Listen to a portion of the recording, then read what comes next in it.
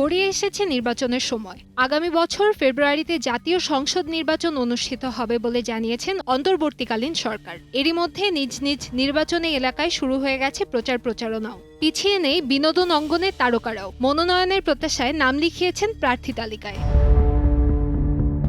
সোমবার বিকেলে রাজধানীর গুলশানে বিএনপির চেয়ারপারসনের রাজনৈতিক কার্যালয়ে এক সংবাদ সম্মেলনে ২৩৭ আসনে সম্ভাব্য বিএনপির প্রার্থীর নাম প্রকাশ করেন দলের মহাসচিব মির্জা ফখরুল ইসলাম আলমগীর। তবে এ তালিকায় পাওয়া যায়নি কোনো তারকার নাম।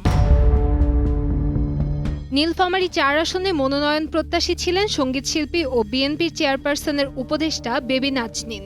ঝিনাইদহ ৩ আসনে ছিলেন সঙ্গীতশিল্পী মনির খান। সিরাজগঞ্জ ১ আসনে ছিলেন সঙ্গীতশিল্পী রুমানা মোর্শেদ কনকচাপা। তালিকায় নাম লেখাতে চেয়েছিলেন বিএনপির সাংস্কৃতিক সম্পাদক ও চলচ্চিত্র অভিনয়শিল্পী আশরাফ উদ্দিন আহমেদ উজ্জ্বল।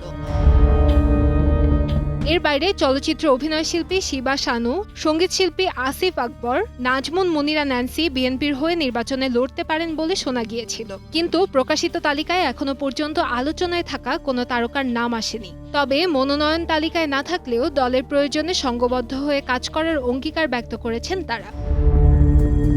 কান্তাময়ী স্নেহা, সময় সংবাদ, ঢাকা।